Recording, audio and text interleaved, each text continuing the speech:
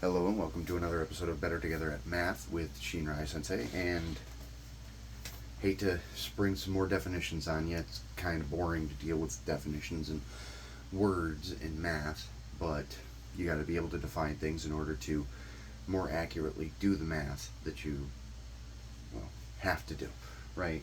And so today, for our geometry understandings, we're going to be going over postulates, theorems, the word exists, unique, the phrase one and only one, and determine.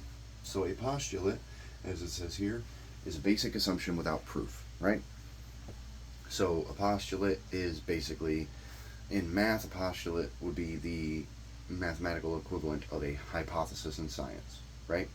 You've made an observation about something, but you don't necessarily have any proof other than your initial observation. And so when you start to work on proving that, that's when you start to go ahead and develop a theorem, right?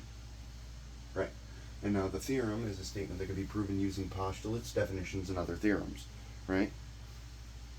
Now, these two especially are going to be incredibly important in the coming lessons, right?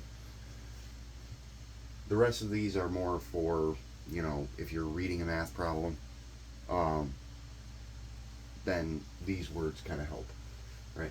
So when it says something exists, there is at least one of it, just like in, the real world outside of math.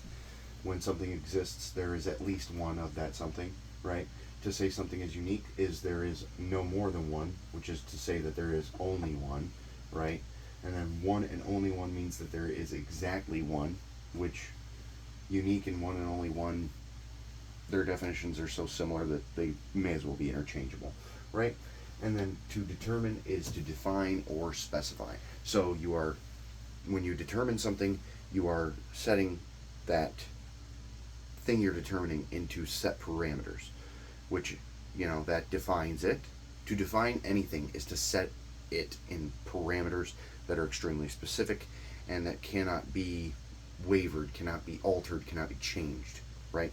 So defining something is to set it in set parameters, same as determine, right? So determine is to define or specify, right? And like I said, the first two are going to be very relevant because there are a number of postulates and theorems that help you to solve geometric expressions and equations and such. So the first two are the most important of these, although just know the rest of them in case you ever encounter them in like a word problem for math, right?